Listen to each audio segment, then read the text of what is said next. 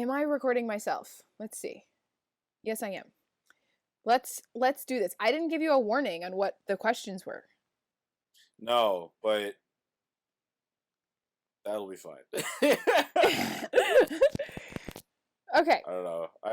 Dorian Gray's a lot more fresh in the mind right now than Othello was when we did it before.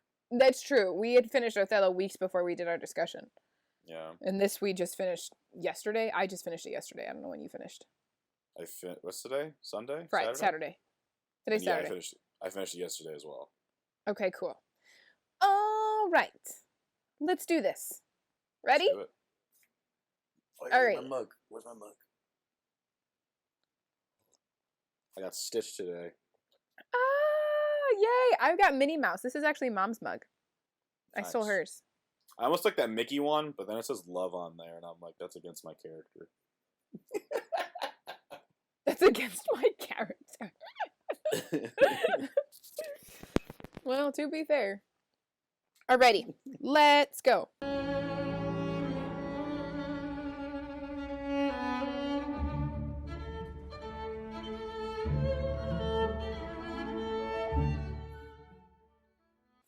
Hello everyone, welcome back to Tea and Lit. I'm Lexi, I'm here with Keith, and we're going to be discussing A Picture of Dorian Gray. Where's the book?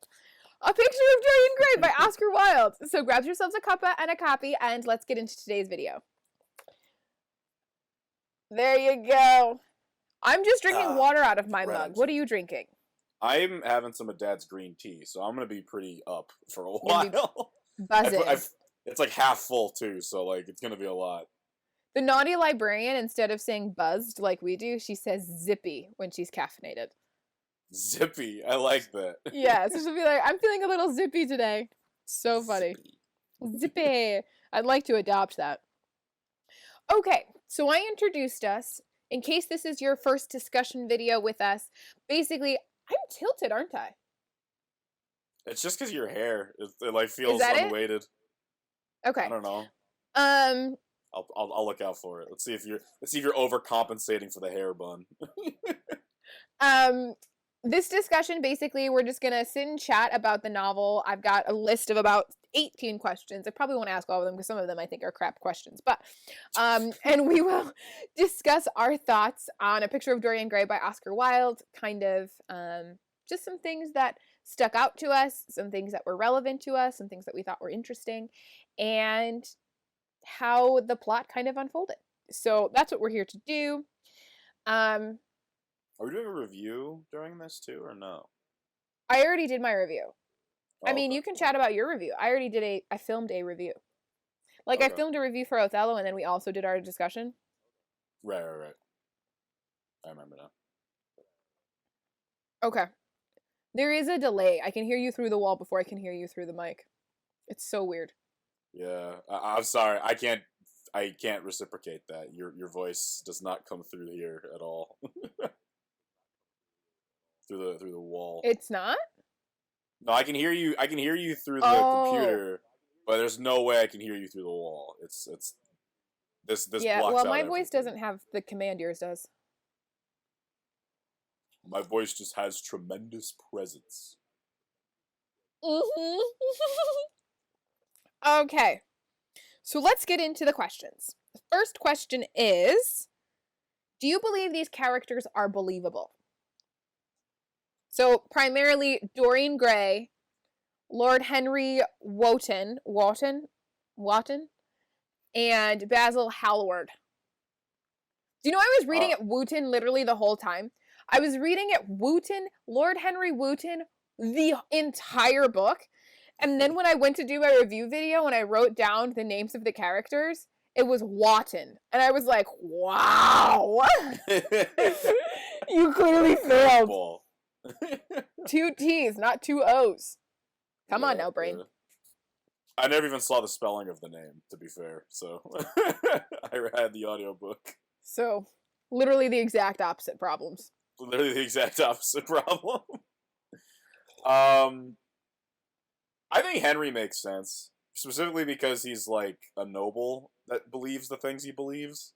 I feel like if you were just some random that acted that way, it wouldn't be believable, but I can believe that like there's some noble ranking person that views the world the way he does in particular, you know? Do you know what's so funny that you say that is that my friend Brandon, who I've talked about a lot, I don't call him Brandon. I call him by his last name, but I don't want to like put him on blast and share his name on here.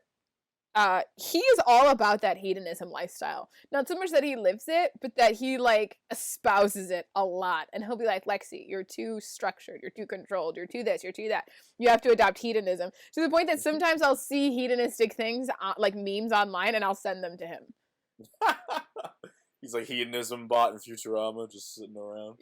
Ooh, heaven. Yes, yes. That is totally Brandon. It's so funny. Well, speaking of espousing hedonistic views, but not living by them, do you think that Henry believes the things he says? I think he believed them to a certain extent. I think you really get to see what he's talking about, that he doesn't truly believe all of it when he's talking to Dorian Gray, and he just doesn't at the end of the book, and he's talking about how there's no way Dorian could have ever murdered anybody, or like clearly murdering is like the worst thing anyone can do. But earlier on in the book, he's talking about how excited he'd be if he could meet a murderer, and like he seems to be really like we talked about it before, but it's this idea that he's excited about the idea of people being interesting, but he doesn't want to actually be in the story of whatever the fuck's happening.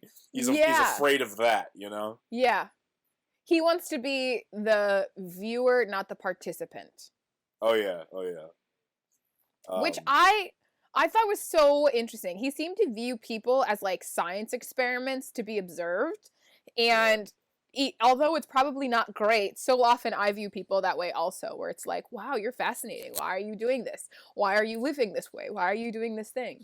But I don't really believe Henry believes his own nonsense, because we see like he is married and he tells Dorian don't get married, and it's not that he mourns his marriage, but he does seem to like be kind of upset that his marriage has fallen apart at the end. Not, maybe upset's the wrong word. He seems to have noticed that his wife has walked out on him. And so, like, there's something to be said. I don't know if he believes his own nonsense so much as he uses it as, like, an exploration of thought. And even in the beginning of the book, the way he speaks to Dorian in, like, double talk or something, it kind of feels like he'll say, well, one thing, and then he'll say something else. Do you know what I mean? Am I making sense? I should probably use an example. He does have a double speak tone to him when he's talking to Dorian, like out in the garden in the first or second chapter, third chapter.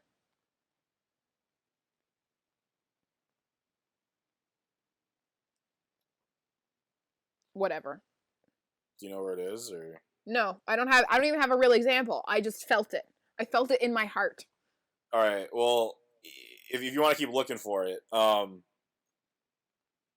would say that the way Henry speaks is definitely, like, I don't know what you mean by double talk exactly, but I do think that he says one thing and really means the other, and he's basically trying to like goad people into doing what he thinks is interesting or thinking in a way that's different from what they normally would have thought.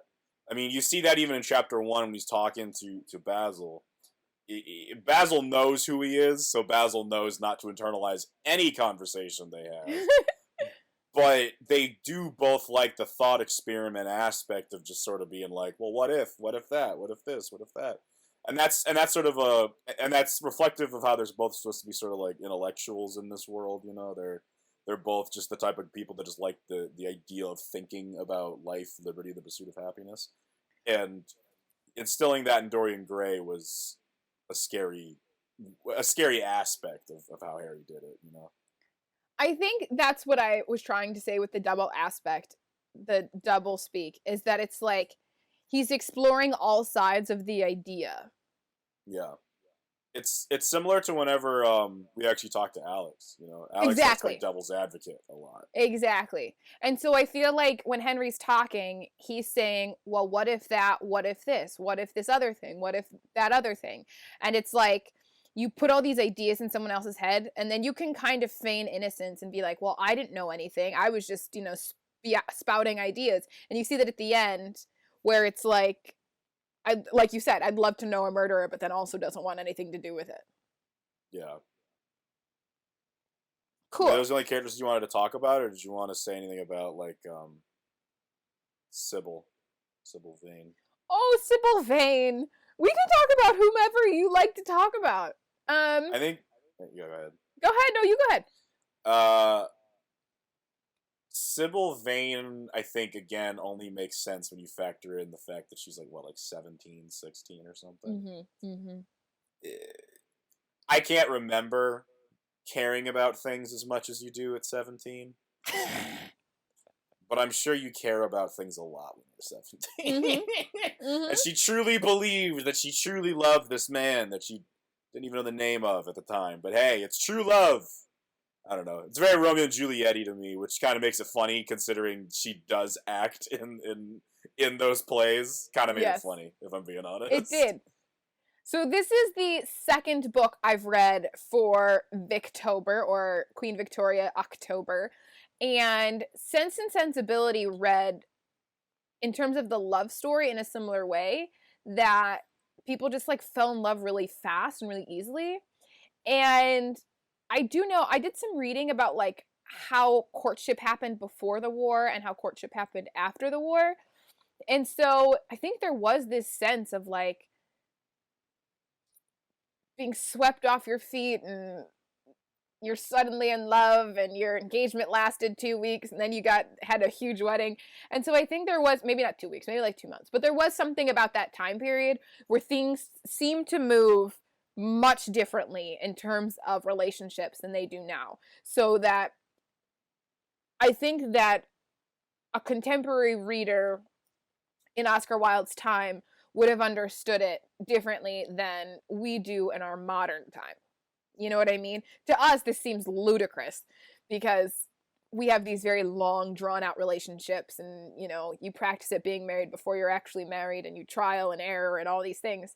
But they really didn't do that at that time. It really was like, well, we met at a party, and then we got engaged, and then 2 months later we were married because we love each other. Yeah, I see that. That makes sense. I definitely think that takes more time, but you know, maybe but you're modern at that time. In your 2020 view, of course it is. 2020. Yeah, if this was 1890, you'd feel a little bit differently. Yeah. You know, it's true love when you've made it through a plague together. That's really how it works. I think so. I mean, anyone who is like just dated throughout 2020, if they all make it to 2021, I would say this is probably your person, and you need to just, because you've managed to suffer a lot and not murdered the other one. So I would say, like, you should probably settle down now. Accomplishment. Let me see. Who were some of other characters? I liked James Vane. I found him to be very relatable. What did you think? As a brother, as a protective brother, what did you think of James Vane? I wouldn't have gotten shot.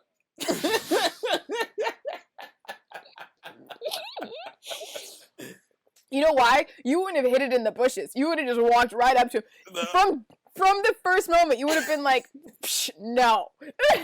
This guy is about to die. Especially if he just outspoke himself, like especially if he just talked himself out of me killing him last time. Yeah. I would go out with reckless abandon the second time, if I'm being honest. Going guns blazing into the dinner party.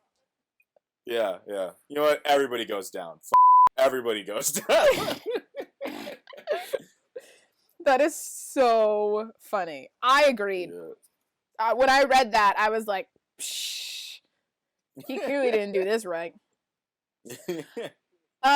What? Hold on. While we're on that subject, why do you think Dorian even says, like, because they put a lot of emphasis on the fact that he tries to get him to not shoot the rabbit. Yeah. And he ends up killing James Vane in the process, right? So I assume that the implication there is that he, like, you know, almost subconsciously or almost in his soul, knew that he was going to hit James Vane, but he tried to stop him, which is almost contradictory to how we've seen Dorian Gray behave throughout the whole book. Why do you think that is? I think that he was already pushing towards that transformation moment. I think that a near-death experience, like being caught in an opium den and walking the dark streets of dark London and almost getting shot in the face would definitely be like a good come to Jesus moment for somebody. And so I think he was already considering wanting to turn his life around and make different choices. And he just didn't have quite the last oomph that he needed to do it, but I think it was already in his mind. And so I think it said something like he just suddenly felt sympathy for this rabbit, and he said, don't shoot it, you know? And it's like, if you already have kind of that sentimentality starting to grow, you're more sensitive to things that, like, maybe, I don't think it was entirely outside of where the character was progressing, the direction he was moving in. But I do think it was like the catalyst moment that pushed him over the edge, because I think that throughout the story, he seemed like several times like he wanted to do the right thing, but then didn't. Like, even with Sybil Vane, like, he wakes up the next morning and it's like, I'll write her a letter and tell her I'm sorry and we'll get married. And then it turns out she's dead. So it's like he tries, but he just tries too late throughout the whole story, really. Yeah, exactly. He keeps having the actual idea of being a good person, but he just never really seems to follow through with it. And it's reflective in his soul that I once heard an argument that there's no such thing as good people or bad people. You're just sort of a culmination of the decisions you've actually made. So you might have, like, good thoughts, but you never do anything good for anybody. Does that really count, essentially? And in this case, it's like he had the good ideas, but he just never actually went through with it. And you see that his soul is still corrupted and his reputation is still corrupted. But he believes himself to be, like, okay for a little while until he starts to really, like, almost fetishize the corruption of his soul as it goes through, you know? I definitely would say that Dorian Gray is on, like, the upturn at that point, though. You know, that he is finally trying to be a good person. You know? I think it's cool to see, like, reflected in our own lives, how we are always, like you're saying, trying to do good, but often failing to do good. We talk about this a lot in religious circles, about how you try to do good, but then sometimes you fail to do good. And it's one of the ways that we distinguish venial sins from mortal sins as Catholics.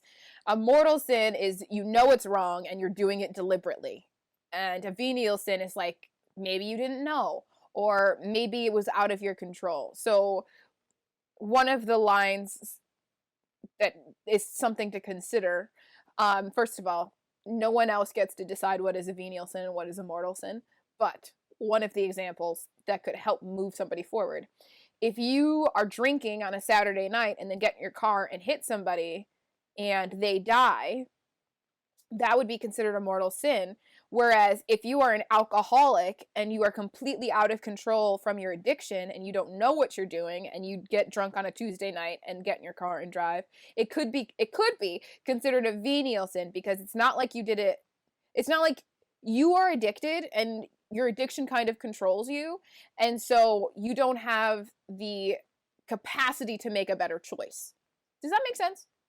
Yeah, it's the idea of knowing you're doing something wrong and doing it anyways versus Not almost an ignorance of the actual issue. Right. Right. In whatever aspect of it is, it's you're unaware of how bad what you're doing is.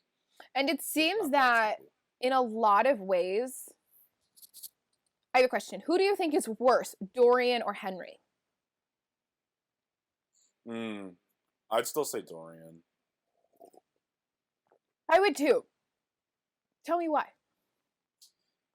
I think, again, Henry likes to indulge the ideas of bad behavior, but doesn't actually execute on it. You know, he doesn't actually double down on it. Whereas Dorian, as I said before, I think fetishized the very idea of the corruption of his soul. Yeah. He enjoyed the idea that he can just get away with whatever he wanted and no one would ever actually, you'd never actually suffer any repercussions from it. Right. Which is more of a disgusting approach to life in my mind. It is a disgusting approach to life. So do you think Dorian is good or evil? I wouldn't say good. I guess the only reason I'm debating it, to be perfectly honest, is would he have been evil in this way? For one, if he never got the painting, and for two, if he had never met Henry. That's so funny, because my next question is, how would Dorian had turned out differently without Henry? If he never had Henry, he may not have even ever made the prayer in the first place, or the wish in the first place, right? So, assuming he never would have gotten the painting, he would have just grown up like an average person. He wasn't, like, they specify that he's amazingly beautiful, you know? But aside from that, he's nothing, he wouldn't be extraordinary in any other aspect. He'd just sort of be a guy, right? He'd just be living his life. He's just a guy. You're just a dude. He's just a dude. Like, I don't know, like, I feel like he'd still things up with Sybil Vane. I still feel like he was still vain enough to do that on his own, you know? And he might that have was actually, in his youth, too. Like, everybody makes bad choices when they're young. That's exactly, and I think he would have learned from it and grew up as a person and actually, like, changed his life as it went through, you know? But that's not what happened. In the question of, so was your question Henry or the painting originally? Henry. Okay. Henry. I'd say, excluding Henry, he's just an average guy. I wouldn't say he's good or evil. He's just a kid that makes mistakes, as far as I'm concerned. I definitely think that Henry awakened him to the idea of corruption being fun, and then the painting really allowed him to visualize the idea of corruption being fun. And he just continued down that path for the whole book. So Henry is the instigator, the painting is the catalyst? It's almost like Henry was the catalyst, but the painting is the tool, the execution, the actual. Okay. It's what he's actually using to know that he's living his life optimally in his mind.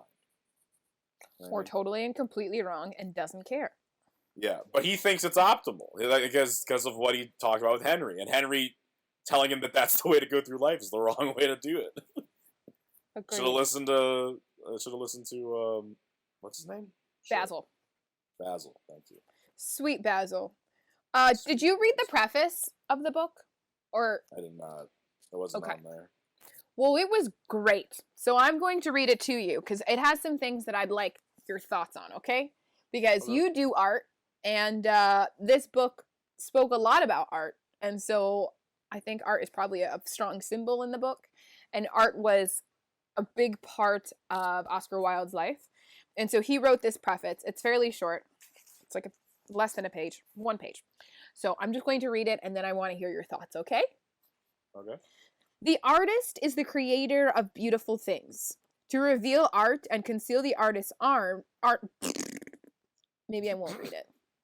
To reveal art and conceal the artist is art's aim.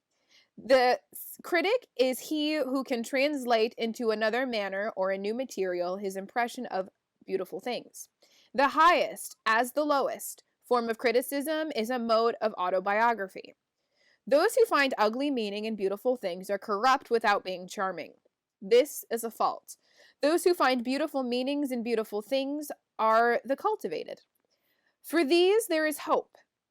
They are the elect to whom beautiful things mean only beauty.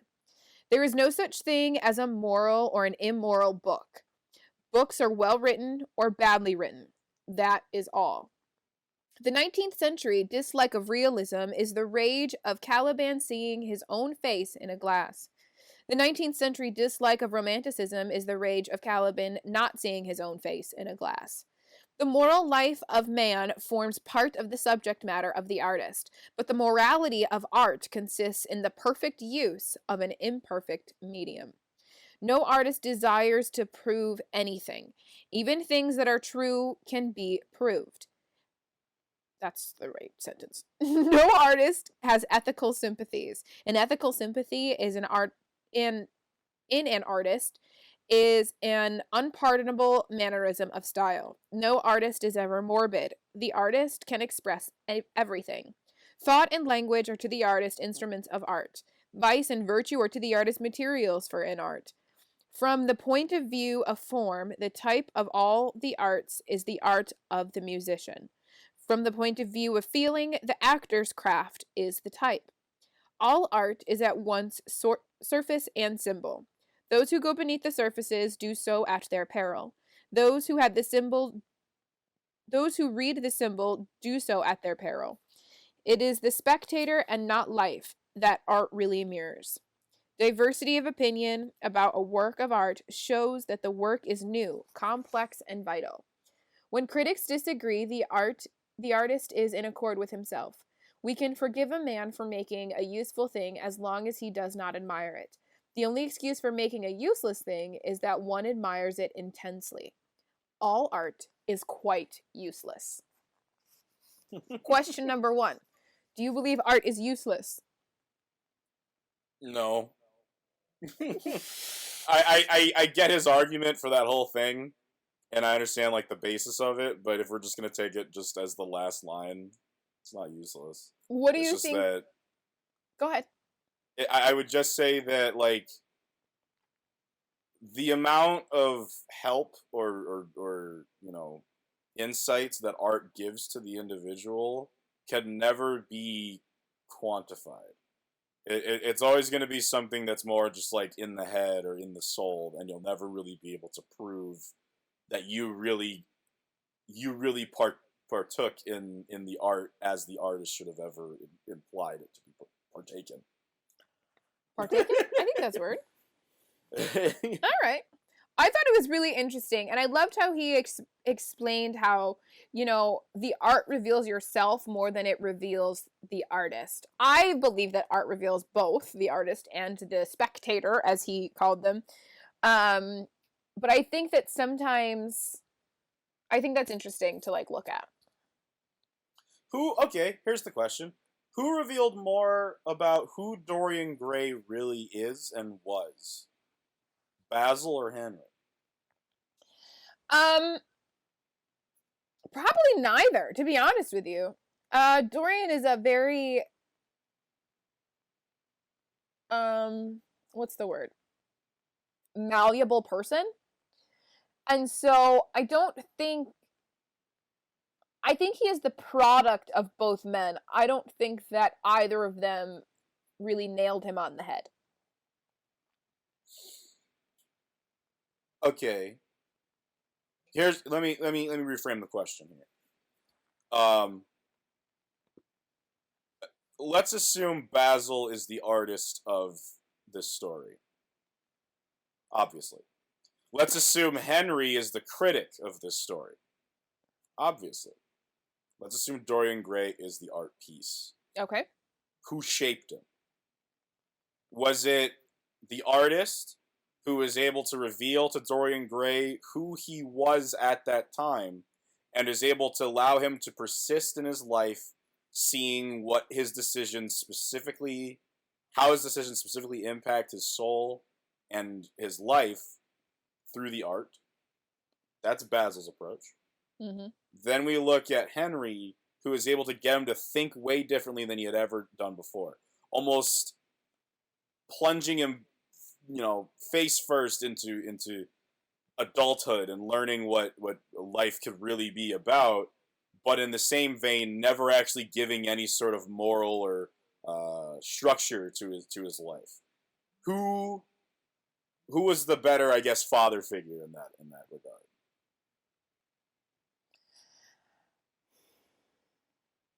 I'm going to say Basil. But I don't know if I'm going to say Basil because I just feel really sorry for him as a tragic character.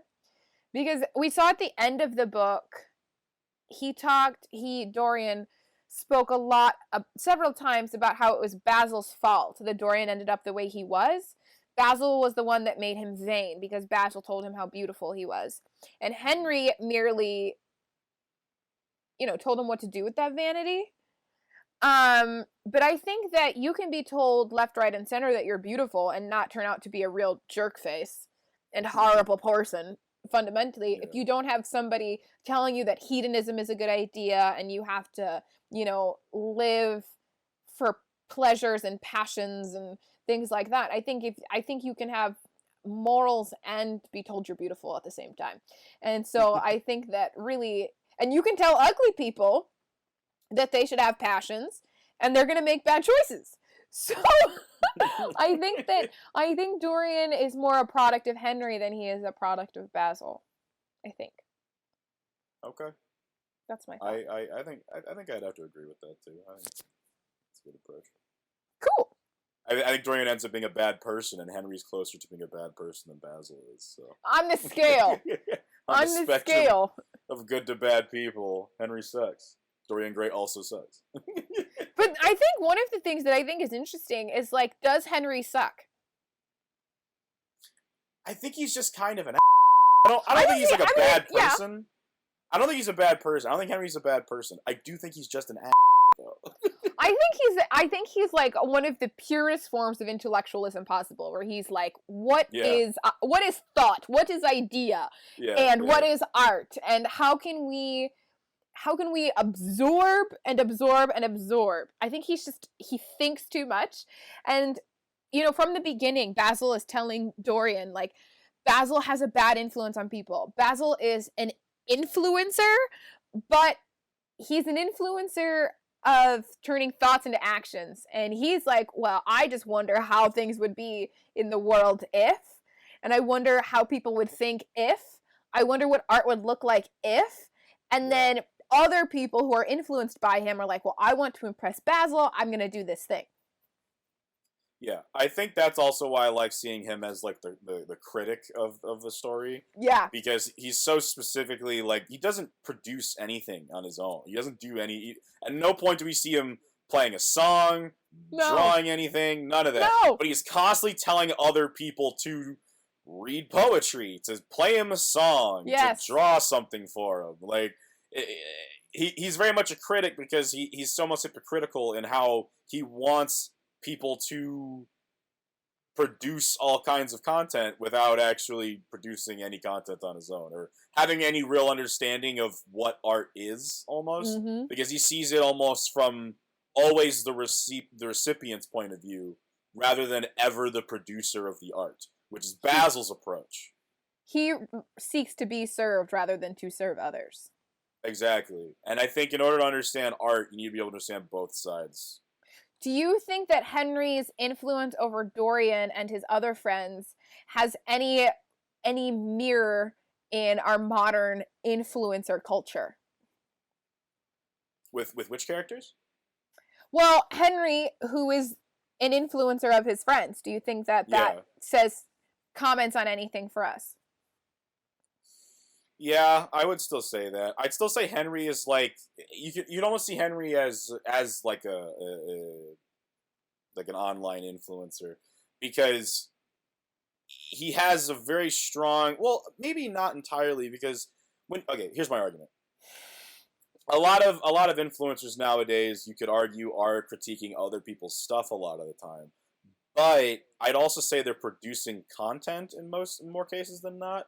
So I don't want to just put them into the category of they're just judging people all the time. I don't want to. That's unfair to say to all influencers, Mm-hmm. But I would definitely say that there is an idea of trying to impress the influencer, which is prevalent in Henry's story, and it's definitely prevalent in actual life. Is that even if the influencer isn't a critic by any means, we all just kind of want to impress them because we value their opinion almost more than a lot of other people's opinions in our own lives, just because they achieved, some sort of fame in the community that we're also trying to get into,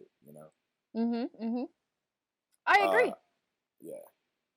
I would definitely say that that is a parallel for sure.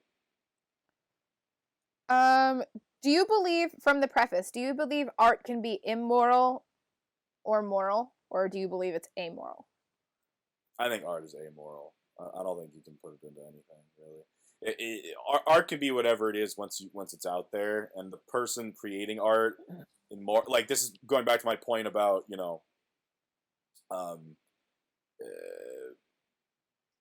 this is going back to my point about which side of the artwork you're on, whether you're a producer or a recipient, and I would definitely say that from a producing art standpoint, there's not always some grandiose changing of of the history that you're always going for. Sometimes you're just kind of producing you just want to put it out there. And if people want to take that, interpret it however they want to interpret it, that's their own thing. But it's your morality that you're projecting onto the art when you're receiving it. It is not your morality that you're projecting onto the art when you are producing it. When you're producing it, it's just a random in your head you got to get out. Well, all right. What do you think the relationship is between Dorian Gray and Basil? Do you think there's some latent homosexual feelings there? Just gonna come right out and say it, huh? Yeah, I'm just gonna come right out. And I would definitely say that Basil feels that way about Dorian. I think it was almost like a worship, like almost like. Yeah. I don't want to put it. I think he used that word. Yeah, he did. I don't want to just put it onto just like a physical. He wants to have sex with him or anything. I think it's more than that. I think it really is that he's obsessed with him as a being. He's just like, I would do anything for Dorian in any situation ever. It is such a weirdly, almost pure form of worship that no matter how terrible Dorian treated him, he always came back to him no matter what. It's truly an abusive relationship, if I'm being perfectly frank. But agreed. It was pretty one-sided, it felt. Why do you think Dorian chooses to follow what Henry has to say? Because he doesn't worship him. It's almost the exact opposite reason. Going back to the art critic thing, Dorian is the ultimate muse of this artist, but who is he really to the critic? To the critic, he was just some guy that he decided to paint. He's beautiful, sure, but he's not perfect. He's just some kid. To Basil, Dorian was perfect. There's nothing in this world,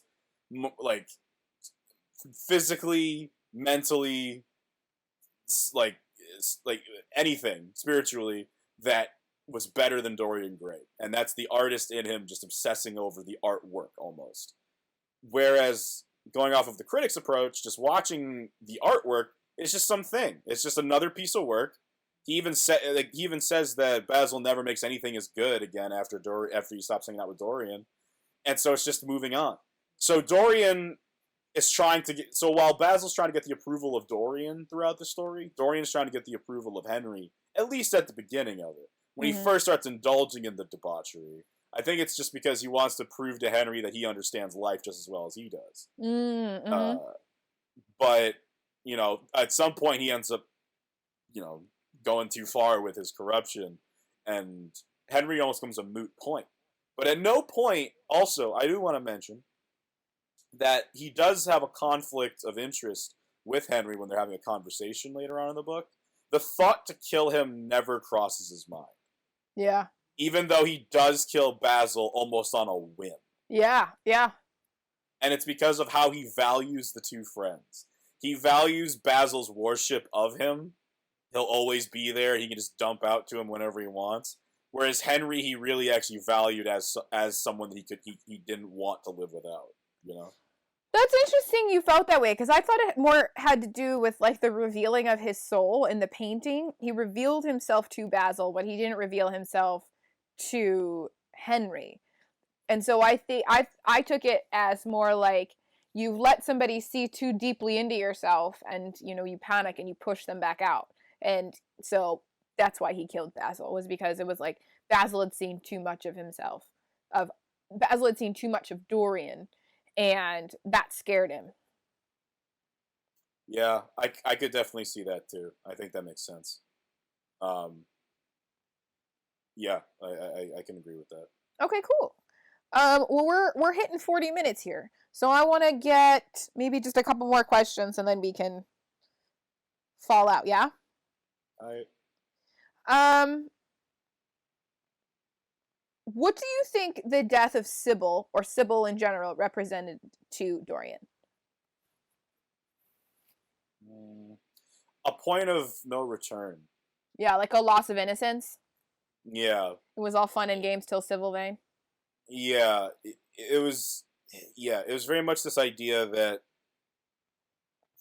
so like when he sees the crease in the painting in particular, and he realizes that he made a mistake, he still wants to rectify it until he finds out she's dead. And so it was proof that that painting will never be the same again. His soul is forever tainted, is the idea. And I think that just persists throughout. He's like, well, if I'm not perfect anymore anyways, let's just go all the way. Do all the awful things. Do you believe hedonism is the way forward? Like what? Like for society? Yeah. No. Do you think it's a surefire way to end a civilization? All evidence points towards that being the case. All evidence points towards yes. All evidence points towards yes. What do you think of? Do you agree with Henry's views of freedom? The way he defines it, the way he expresses it, the way he wants other people to live it. Do you agree? Of this insane level of individualism. I guess I'm putting a little bit of my views out there and I shouldn't do that. Of incredible individualism and the seeking of pleasure for pleasure's sake. I can't get behind it, if I'm being honest. It's because you're such a good person. Because I'm such a good person. I'm just the greatest. Humble even. Humble even. No, like, I think the idea of just indulging in pleasure for pleasure's sake is... I feel like that's such a weird phrase, almost, to just say, to indulge for, like, just for the sake of it. Because why else do you ever want to be happy? Do you just, you want to be happy because you want to be happy. There's no explanation for it. You just want to be happy. What do you mean? But we almost put that phrase in such a negative connotation because you expect to earn happiness, not just grab it. Just take it from other people. Is almost the implication of pleasure for pleasure's sake. So you're taking happiness from other people without ever earning it or giving something back to prove it, right? So I don't like that aspect of it, but on the other hand, if you could be happy, why not? Just as long as it's not endangering anybody else's go ahead for it. Which is what Henry's real approach is that his real approach is being happy, but not really hurting anybody else in the process. He makes people think weirdly, but he never actually hurts anybody. Yeah. Making them think in a weird way might affect them a little bit, but he doesn't see that as a problem, so he still feels like he's a good person at the end of the day. Right? I think that's a really interesting distinction to say, Henry espouses pleasure for the sake of pleasure and happiness above all else and no need for sacrifice ever. But it goes back to that question I asked before where it's like, but does he necessarily live that? Does he necessarily express that in his own actions? And in a lot of ways he doesn't. It's like it's just thought exploration more than anything. Yeah, it's actually a lot like Machiavelli's The Prince, low-key. Low-key? Low-key. Because he talks about how morality shouldn't be factored in to like an optimal king, but it has to be factored in for an optimal king. And it's not because, the king needs to be a good or bad person, but because the king needs to be perceived as a good or bad person. Ooh. And that's almost Henry's approach. Yeah. He still has an ethical compass and a sense of morality because he understands that society falls apart if everybody acts the way Henry describes. Yes. It can't happen. However, he does like the idea of Dorian Gray taking advantage the way he does because Dorian Gray is special. Dorian Gray is beautiful. He's allowed to do these things because of the way he was born. And that is Henry's approach to life, is that some people get to take the world by the horns and ride it for as long as they want.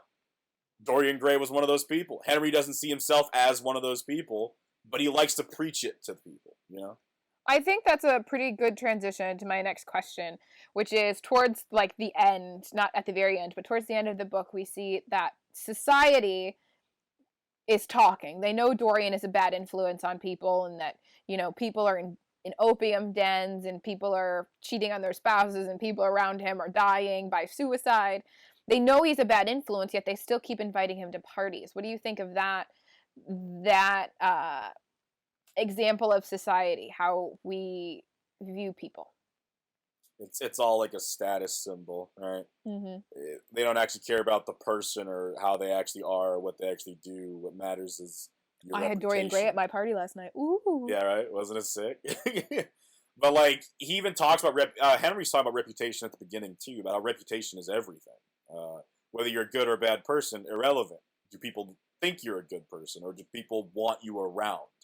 It's not even necessarily that they think he's a good person. It's that his reputation is so highly esteemed that they all keep him around regardless. You know? Well, cool. Did you have a favorite part of the book? I would definitely say the reveal to Basil. It was a good scene. It was a good scene. I also ended it there to like think about how I would want it to go out. So like chapter 12 I think is when he's going upstairs, and chapter 13 is when he actually sees the painting. And so I ended chapter 12 that day. I didn't get to chapter 13 for another 24 hours. And I liked it. I thought about how I would have done it. I would have done it differently, but I did like it still. I thought the reveal was very nice, and I thought that the way they all handled it was really cool. Are you dying? No, I'm moving my feet. One foot was outside, one foot was inside, and it was suddenly not optimal anymore. You just like elevated to another level and talking about murder, and it kind of freaked me out, man. So all in all, what did you think of the book? I still liked it. I love the writing. I think the writing was absolutely astounding to me. The Victorians knew how to write English. They really did. I wouldn't really say it was like horrifying or scary at the end of the day, to be honest. No. Dad was saying how it was like a creature feature in one of his things where he was like a vampire monster, and I'm like, that's not this book, bro. That's not what's happening in this. I thought it was a very interesting like thought experiment for the whole thing of just like, you know, morality. What does it all mean? What's it all mean? What's it all mean? The conversation. I actually really like the dialogue. I think the way Basil, Henry, and Dorian all interact with each other was very entertaining. Some of the other people didn't have as much of a command over the language as the three of them did, but the three of them were good. That's true. Okay, last question. What do you think the ending means?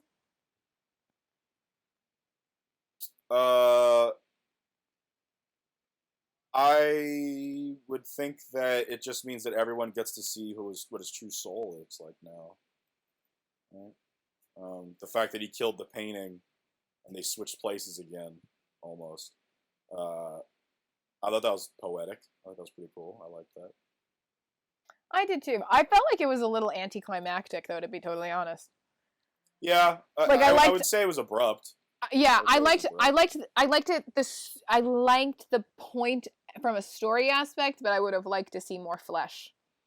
It's especially since there's so much dialogue leading up to all of the other actions throughout the whole story.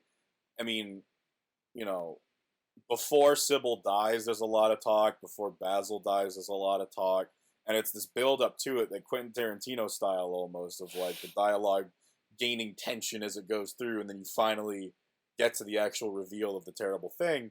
But with his death, it wasn't like that. Yeah. There wasn't a huge well-to-do about it. He just kind of, it's like, I hate this. Okay, any final thoughts you want to share? I think it would have been cool if, when you got the reveal to Basil of what the painting really looked like, if it didn't look any different to Basil. I was telling Dad about this. Did he talk to you about this at all? No. I was saying how I thought it would be cool if the painting had not been changing at all. That it was all in Dorian Gray's head this whole time. And when Basil would see it, that would have been proof. Like, so I was thinking about it between the days, right? I think that would have been cool if Dorian Gray now has to come to terms with the fact that everyone has been able to see your corruption this whole time, and it was just you freaking out about nothing this whole time. I think that'd have been kind of fun. Yeah, that would have been an interesting story to share. Yeah, yeah. But, well, I guess what's the point of the story? And if that was the ending, would you have gotten to the point?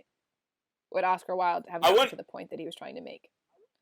For one, I wouldn't have said that was the ending. I still think I would have known that there was still more to the book. I think the real reveal of that being would have been the idea that Dorian Gray now has to come to terms with the fact that people. So I guess what's the actual story, right? What is the point of Dorian Gray? Are you asking? I'm asking you. I think the point of Dorian Gray is to say, yeah.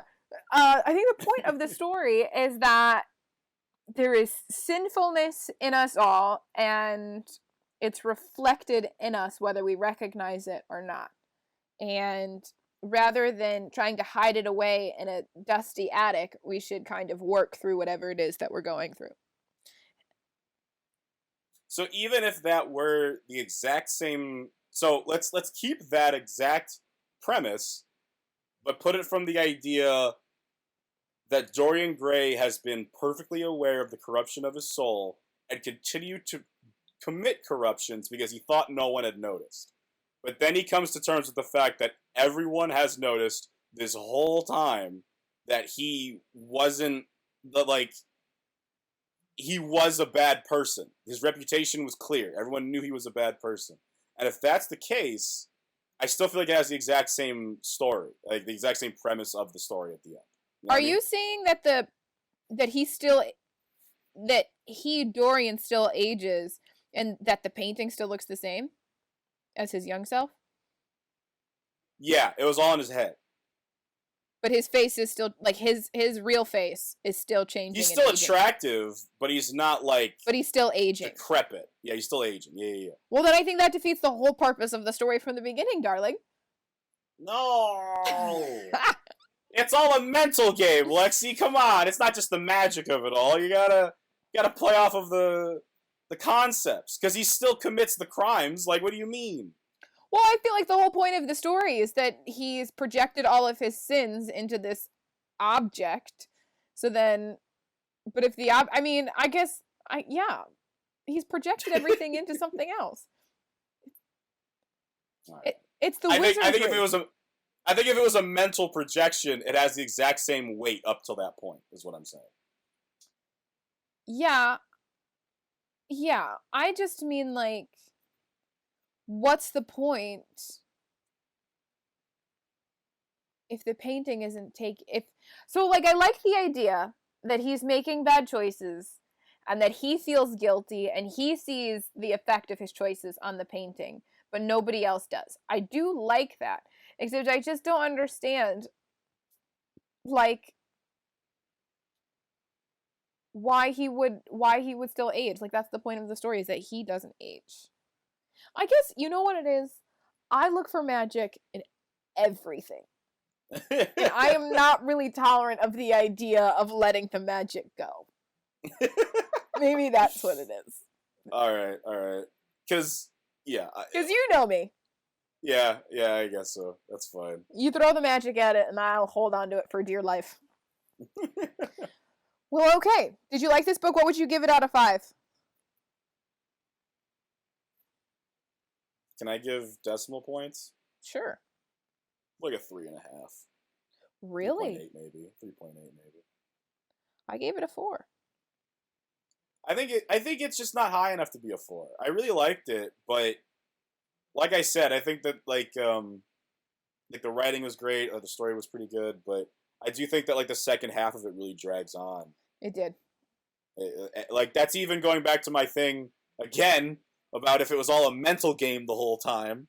We could have had the entire second half of, I don't know. Let me write my version. I was just gonna say, you need to do a rewrite of Oscar Wilde's classic, A Picture of Dorian Gray. That's what needs to happen. Let me rewrite it. I got this. You guys. rewrite Leave it. up to me. I look Leave it up forward to to me. seeing it. That's very funny. What lessons did you learn from this book?